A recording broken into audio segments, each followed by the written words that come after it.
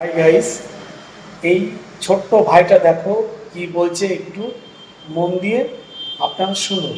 রাজ্যের মুখ্যমন্ত্রী শুভেন্দু অধিকারীর কাছে আমার একটাই অনুরোধ, আপনাদের অন্নপূর্ণা ভাণ্ডারে ৩,০০০ টাকা দিতে হবে না, আপনারা ১,৫০০ টাকা করেই দিন, যেটা মানুষ এতদিন পাচ্ছিল।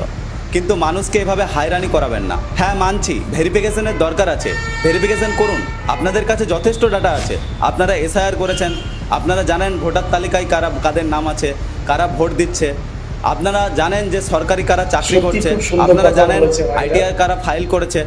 আপনারা নিজেরা আপনাদের যারা সরকারি কর্মচারী আছে, আপনাদের প্রশাসনের যারা লোকজন আছে, তাদেরকে দিয়ে এই লিস্টটা ছাঁটাই বাছাই করান। আপনারা নিজেরা খুঁজে বার করুন কার বন্ধ করা উচিত, কে পাওয়ার যোগ্য নয় ভাতা, তারটা বাদ দিয়ে দিন। কিন্তু এইভাবে মানুষকে নতুন করে এত গুচ্ছে ফর্ম ফিল আপ করা, এত ডকুমেন্টস, এই হায়রানিটা মানুষকে করাবেন না। আপনাদের ৩,০০০ টাকা দিতে হবে না, আপনারা পুরনো লক্ষ্মী ভাণ্ডারটাই চালু রাখুন, ১,৫০০ টাকা করে দিন, রাজ্যের মানুষ তাতেই খুশি।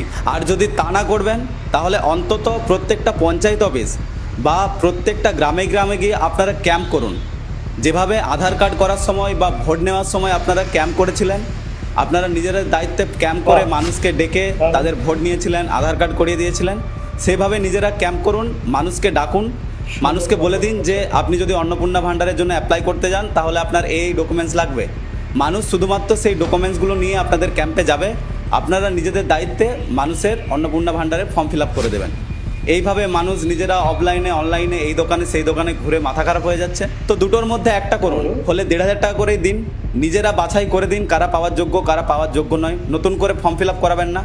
আর যদি ফর্ম ফিল আপ করাবেন বলেন তাহলে নিজেরা দায়িত্ব নিয়ে ১৫ দিন ১ মাস ক্যাম্প করুন, মানুষকে ডাকুন, শুধুমাত্র ডকুমেন্টস নিন, নিজেরা ফর্ম ফিল আপ করার সমস্ত দায়িত্ব নিজের ঘাড়ে নিন। আর বৃদ্ধ ভাতা এবং বিধবা ভাতা, এই দুটো যে ভাতা, এই ভাতাটা লক্ষ্মী ভাণ্ডার বা অন্নপূর্ণা ভাণ্ডারের থেকেও আগে প্রয়োজন।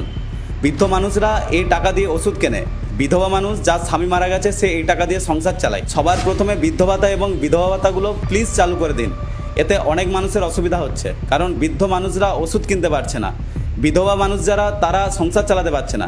এই দুটো ভাতা আগে চালু করুন, তারপরে লক্ষ্মীর ভাণ্ডার অন্নপূর্ণা ভাণ্ডারের কাজ করুন, এই দুটো চালু হওয়া আগে জরুরি। তো এ বিষয়ে আপনারা যারা ভিডিওটা দেখছেন, আমাদের রাজ্যের জনসাধারণ মানুষ, আপনাদের কি মতামত অবশ্যই জানাবেন।